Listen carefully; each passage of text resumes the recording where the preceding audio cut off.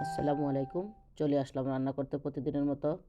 আজকে আর বড় ভিডিও দিব না। চিন্তা করছি বড় ভিডিও দিলে আপনারা দেখেন না, সেই জন্য আর কষ্ট করে আর বড় ভিডিও দিব না। এখানে আমি চিংড়ি দিয়ে লতি রান্না করলাম। আর এখানে ডিম ভুনা করব। সেইজন্য আমি কিছু একটা আলু দিয়েছি বড় চাইয়া আর ৫ টা ডিম একবেলার জন্য। আমি ডিমটা ভেজে নিচ্ছি। কিন্তু এখন আবার দূরের মতো থাকতে হবে। আমার মেয়ের আনতে যাব, তো আমি এখন চুলাটা বন্ধ করে দিব। কারণ সময়ের সাথে দূরে পাই না, বেলা গেছে ছোট হইয়া। বেলা ছোট, মেয়ের আবার স্কুলে ১৫-১২টায় ছুটি হয়ে যায়।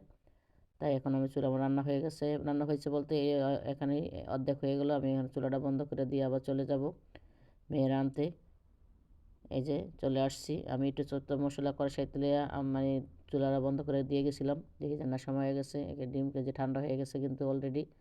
আর ওখানে আমি একটু পানি চুলায় দিয়ে থুয়ে গেছিলাম, মানে পানিটা যাতে আস্তে আস্তে গরম হয়, যত আবার তরকারিতে পানিটা লাগবে। কিছু করার নাই, এখানে মানুষ নাই। মেয়ে স্কুলে চলে গেছে, যে আমি এখনও বোরখাটা খুলে নিয়ে আইসা। তাই আমি মশলাটা কষাইয়া তারপরে পানি ঠানি দিয়ে তারপরে বোরখা খুলবো, কারণ একা হাতে সব করতে হয়। আগে চিন্তা করলাম মেয়েরা ভাত খাবো গোসল গোসল করাইয়া, সেই জন্য আগে তরকারিটা একটু বসাই দিয়ে লই। ভালো করে কষাইয়া দেখি, ওদিকে মেয়েরে বলছি আবার করতে, জামা কাপড় খুলতে, গোসল করাইবো, দেখি কী করে। কথা শোনো না, আমি বলছি যে না আয়সা তুমি যা নিজের জামা কাপড় নিজে খোলো, সেটাও সে করতে পারে না, আছে সে খেলা লইয়া। ওই যে যাই দিয়ে জামা কাপড় জ্যাকেটই খোলে নাই, জামা কাপড় খোলা মানে দূরের কথা, সে একাকী করতেছে। পরে গোসল করবো। আগে কেন মানে কথা শোনা, আমি বলছি তুমি একটু তোমার জামা কাপড়টি খোলো, কারণ শীতের দিন অনেক জামা কাপড় পরানো, এটা একটু খোলো, আমি তোমার গোসল করে দিই তরকারিটা সরাইয়া।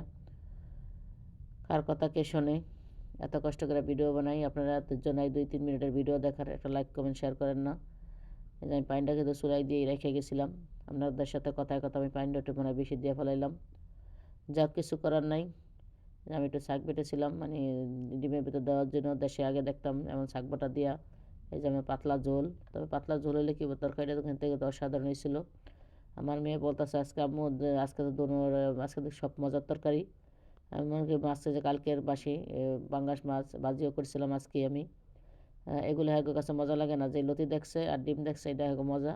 আমি বললাম যে মজা হলে বেশি করে দুটো ভাত খাওয়া দিয়ে, এত দুটো ভাত নিছে, মানে পাখির মতো বড় মেয়ে। যাক, এতক্ষণ আপনাদের সাথে বক বক করলাম। যদি ভালো লাগলে লাইক কমেন্ট শেয়ার দিয়ে পাশে থাকবেন। আজকে আপনাদের জন্য ছোটো ভিডিও দিলাম। আল্লাহ হাফেজ।